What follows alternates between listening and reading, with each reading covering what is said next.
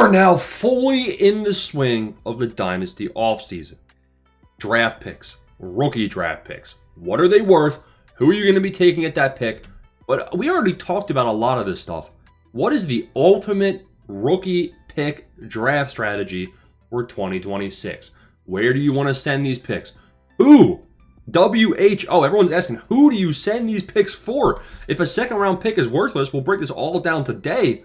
Who are specific names that you can maybe buy with upside? Are people willing to send, some upside shot veterans or younger players? Think of Michael Wilson pre-breakout 2025 or a second round pick in 2026. We'll talk about all of that and more. First, a quick look at the big board. Mr. Dante Moore is not returning. Haven't really updated much else on this big board. Let's just do a quick rundown of the names and the overall value gaps and value cliffs in this first round and second round of 2026 rookie drafts. Please smash that like and subscribe button. Join the Patreon, join the Discord. We have the best. Listen, I have buy, hold, sell rankings and aggressiveness scores for 200 players in the Patreon. It's an insane spreadsheet. All right, anyways, Jeremiah Love. Quick breakdown. Let's just get through this quick. He's Bijan Robinson 2.0. He will be a top 10 draft pick in the real life draft. He will go at the 101. It's not even a question. And honestly, the 101 is a pick that I am holding on to this season. Similar to next year where you have Jeremiah Smith as the 101 and you're going to want to hold on to that pick. Jeremiah Love is a transcendent prospect in 2026. Jordan Tyson and Carnell Tate, and let's throw in Makai Lemon. People are getting more and more hype around him, I feel like. Carnell Tate also is getting more buzz. I wouldn't be surprised if Tyson and Tate flip, or even if we see Lemon sneak into the 103 in some drafts. But these are the next three selections, and it's not really close in my eyes. I don't see that changing too much, even with the combine. So Jordan Tyson, he's an interesting prospect. He's a scary prospect. The reason being here, this guy is injured, right? He's just injured too often. So while he is somebody where his efficiency is off of the chart, like Jordan Tyson, if we're looking at what he's done throughout his career, it's very impressive when he's healthy. He has leg injuries, man, like 2024, 1,100 yards. 2022, 470 yards his rookie year because he's injured. He missed 2023, 2025, only 700 yards because he's banged up again. He comps pretty well to like a great route running prospect. Think of JSN. He could be like Garrett Wilson, Drake London. He comps well athletically, but is he going to stay healthy? So it's a big asterisk. Good talent, risky pick at the 102. But I like if you have this shot on Tyson. 103 and 104. I like Tate. I like Lemon as well. Lemon scares me, but he could be good because his production profile looks good. So Carnell Tate, 6'3", 195 pounds. The quick breakdown, he's good at everything. Great body control. He doesn't excel. Besides body control, he doesn't excel at anything. His production's a little bit light, not bad in his final season there. He did have 9 touchdowns, which was a breakout, 838 yards. Prototypical X receiver with a high floor. The floor is high, I think, on Tate.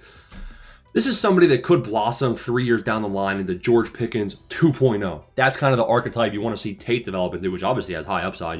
Tate is not going to be attached to Dak Prescott, more likely than not. And maybe he goes to the Saints, the Titans, etc. He'll probably go top 10 in the draft if I had to guess. But I like Carnell Tate. I just don't think he has the same upside as Tyson, but he has a higher floor, which is why I like him. Makai Lemon at the 104, and this is really my only final pick in the first round that I like. So this is the first value cliff. Like Makai Lemon, everybody likes this guy just because of his production, I think. His final season, almost 1,200 receiving yards, 11 TDs. He's 70% of the time in the slot as a slot wide receiver, which is solid. People are sleeping on him, including me, because he's not big, and he's slow. So he's undersized and slow. He's 5'11", 190 pounds. The 40-yard dash is not going to help this guy's, stock. Comps to Emeka Egbuka, which is obviously solid. A lot of people are comparing him to Amon-Ra St. Brown, which Amon-Ra St. Brown, he kind of started his career slow if you think about it, but every Dan Campbell rookie receiver does that. Amon-Ra only had 13 points per game in his rookie year. A lot of people don't even know that. But I do think Makai Lemon has good upside, so I'm fine leaving him here at the 104. He's going to be a top 4 pick most likely, unless you have Mendoza sliding up. So I think that this is where the first value cliff is for me. Fernando Mendoza, undefeated. Heck of a career at, final season in Indiana. Funny guy with the LinkedIn posts. It's all fun and games. I don't see the rushing upside. You might say that you just saw him bulldoze his way into the end zone to win that game against Miami. That's fair, but it reminds me of Jared Goff. He's more pocket presence. Sure, maybe he can run at times, but the NFL's a tough game, and the Raiders' O-line's going to get him killed. The Raiders have no receivers. They got Bowers, they have Genty, sure, but like Jack Besh? Come on, bro. Like, it's scary. So Mendoza is probably going to go top 5, top 6 in your rookie draft. I don't like it. So this is where like the top 4 pick, if you have a top 4 pick, you're going to want to trade it only for value. We're going to get to the specifics of what to trade these guys for, what to trade these picks for. But a top 4 pick is pretty good value. After that, you can see Mendoza, Superflex League. If you need a quarterback, you'll get Mendoza. Not much upside in my eyes. Pretty serviceable.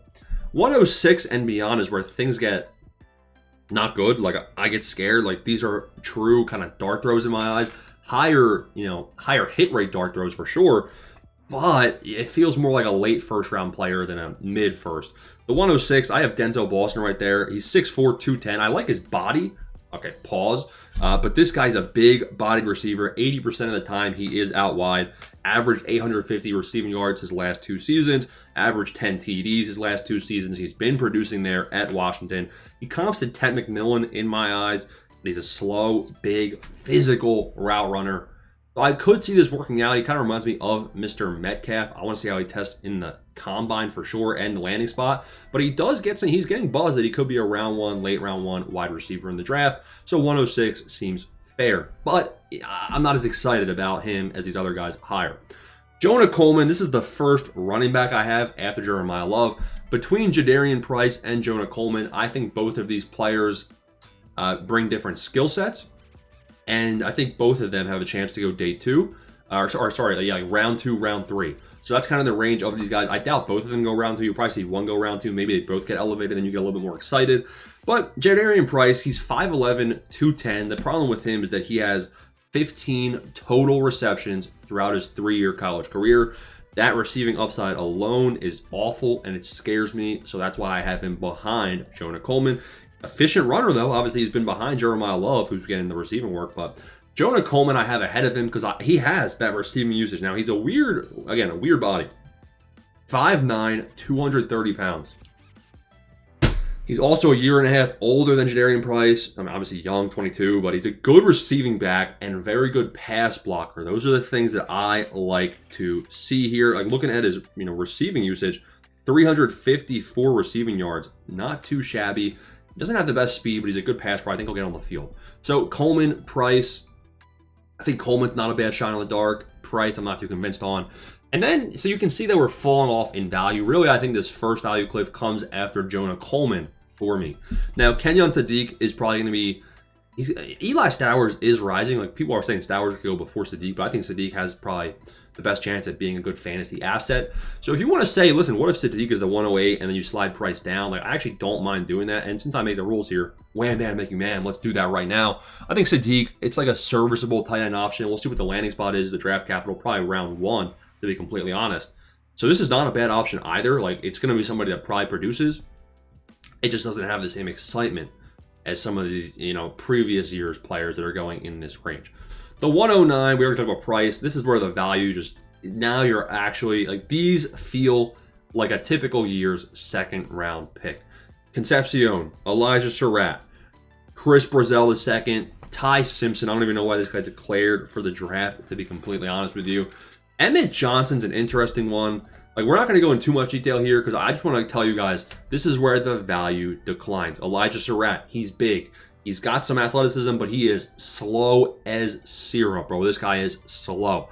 Chris, like, where's the guy? Ty Simpson, he shouldn't even be declaring for the draft. Nick Singleton, Katron Allen.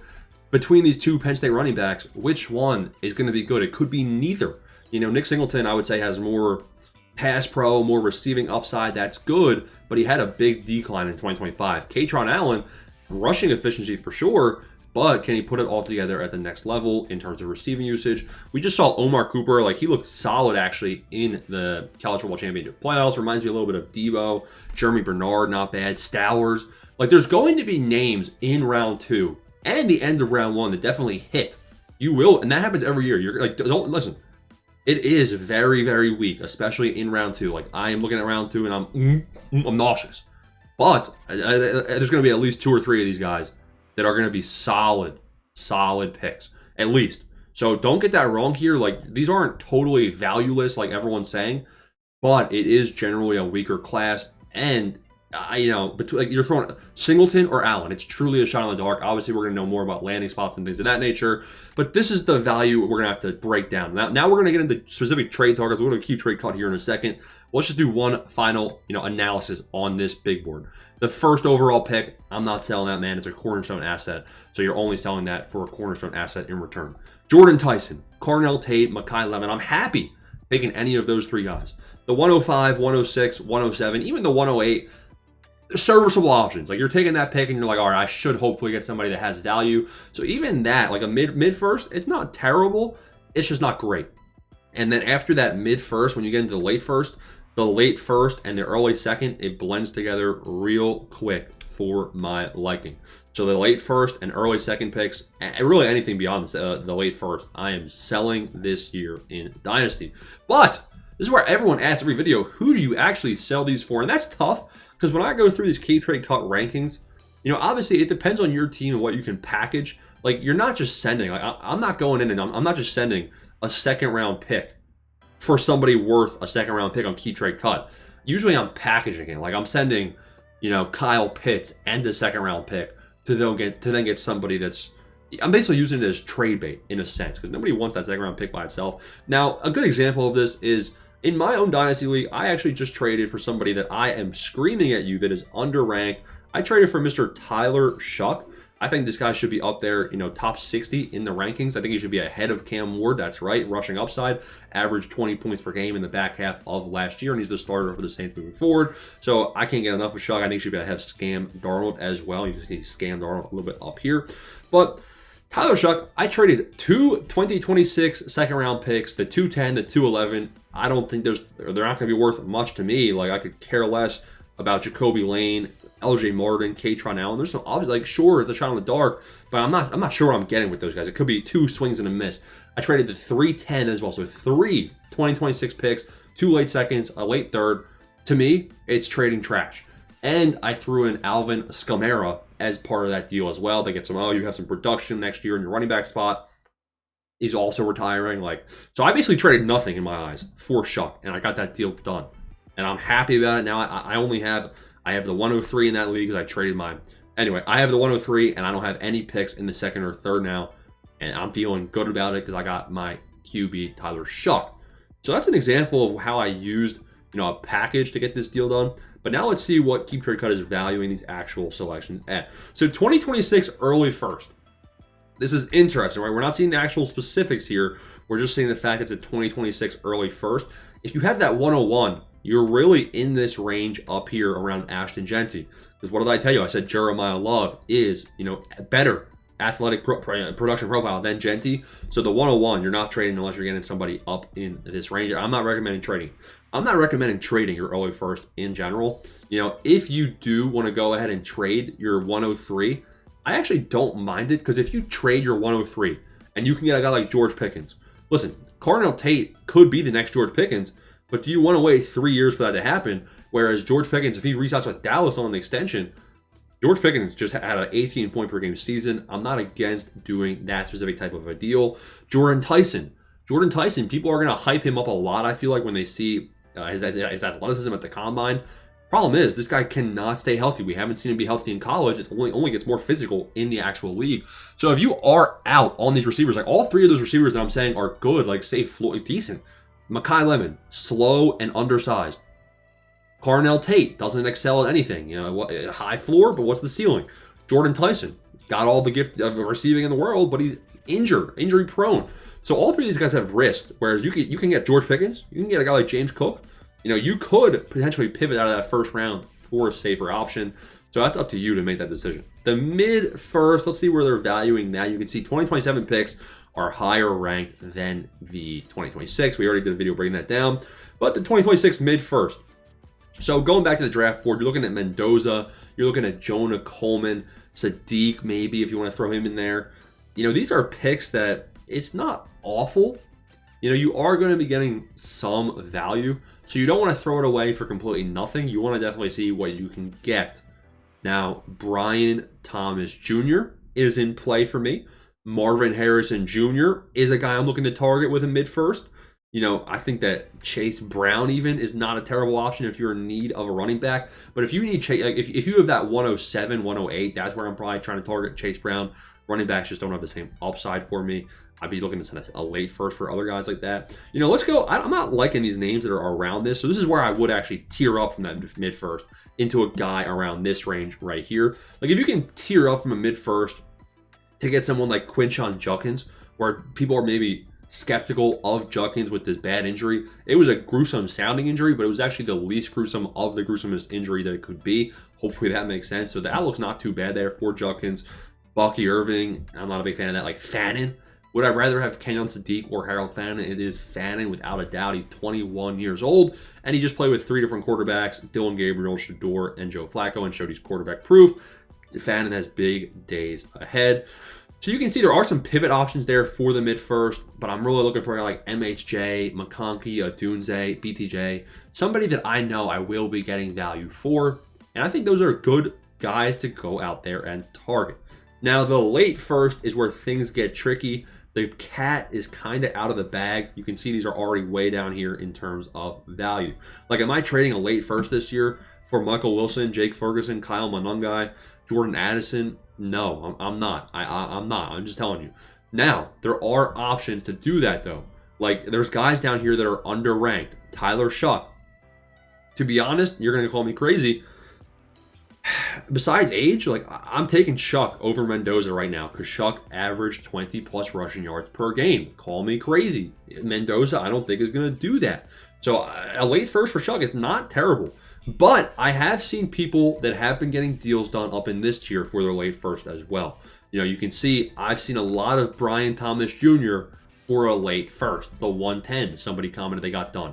The 108, someone commented they got done for Brian Thomas Jr. But the late first, think Kyle Pitts. That's not a bad guy to go target out there. Gatson, I'm looking for more of a second with Gatson, to be completely honest with you. I like Shuck as a target. Javonte. If Javonte signs back with Dallas, that is great. Like, would I rather have Jonah Coleman at the 107 or would I rather have Javonte? To be completely honest with you, I would rather have Javonte, especially if he signs back with Dallas. He's going to have so much work in the red zone. It's not even going to be funny. Daniel Jones is interesting too. You don't expect Daniel Jones to actually... He's going to play next year, but you don't expect him to be back to full strength until a whole season after. That's how those injuries usually come back. So Indiana Jones, you're looking for more. I don't love doing that. I would try maybe packaging 2 seconds if you can get Danny Dimes, but I doubt someone's going to be willing to move him. So those are a couple late first names, but you can see with the late first, you might not be able to target some of the guys that you would want to, which is why you might have to package it. Send a late first and a late second and get somebody like Fannin. A late first, a late second, get Judkins. These are the realm of guys that I do like targeting within the top 65, 70 names.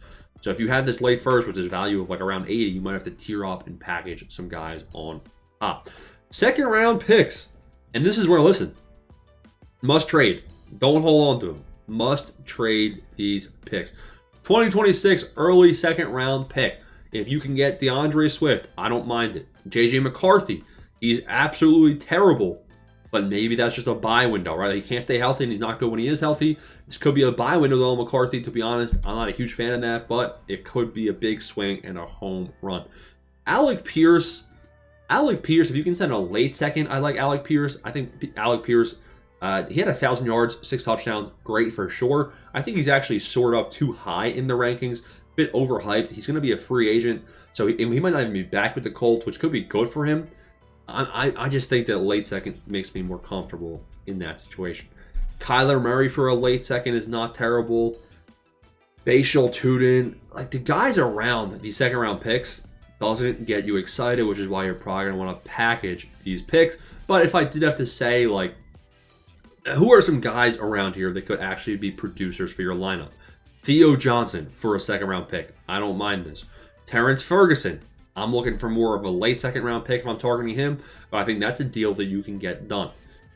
Jaylen Warren with Aaron Rodgers. I mean, Aaron Rodgers seems to be back with the Mike McCarthy news, so okay, I don't mind getting Jaylen Warren, although his contract is a glass ceiling. Be aware of that.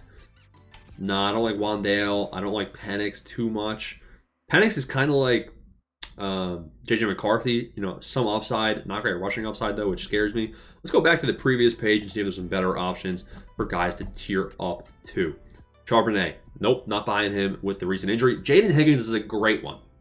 If you can send an early second round pick this year for Jaden Higgins, who was just a second round pick, he averaged 8.5 points per game this season, but he showed flashes that I like. I'm out on Nico Collins. I think Jaden Higgins has a bright future ahead. Year 2 wide receivers, we always say they have a big breakout window. I like targeting him. I think rookie Pierce Saul with an early second is not a bad selection either. He is getting old, 25 years old to be completely honest. Is not good. We haven't seen him ever produce consistently because he always is injured. But if he stays healthy, I think we've seen that he can be someone to average double digits. So that's not terrible. I think Monangai honestly is worth, sending an early second round pick for. I think it's comparable to the guys you'll be taking in the second round this year. I just worry that I don't think he's going to have much of a role in the league. So hopefully that helps you with some targets there in the second round. Like what I rather have, I might even rather have Woody Marks in my second round pick this year. I'm actually advising to sell Woody Marks, but there is a chance that he is going to be that starting running back. Listen, if you have a 2026 third round pick, you can sell those as well. Isaac Tesla, I know it's saying that, he's got, and this is right, like Isaac Tesla, I would say is worth his late second, but we're trying to gain value here. So I would send third round picks for Tesla. If you don't know, I'm big on Tesla's talent and upside long term. He's one Jameson Williams suspension injury away from being the number 2 there in Detroit. Chris Godwin is a name I would like to target. He's more of a veteran. Don't do that if you're a rebuilder. But Godwin, I think he's going to be there in the box for about 2 more seasons. Gunnar Helm is not a bad third round pick swap. Malik Willis. I'd rather have Malik Willis than any pick after the 209 in my rookie redraft. And you can see you might only have to send a third round pick to go out there and get him. Tua is a name. Not really a name I'm excited about. But there are some options around here. Jack Besh for a mid-third. That's not terrible. You're going to have Mendoza come in. Besh was getting more ops towards the end of the season. So maybe that's somebody to go out there and test the market on in your league. I think that's pretty good. Like I would even rather have Tyreek Hill than a third round pick, even though Tyreek Hill's probably only got 1 more year, if that, left in the bag. Hopefully this video helped. It should have, man. That's the best strategy for the 2026 rookie picks. We talked about value of each selection. We talked about cliffs in value, and then some specific trade examples and targets. You might have to package some guys in on top. Comment down below any questions, any trade questions. See you in the next one.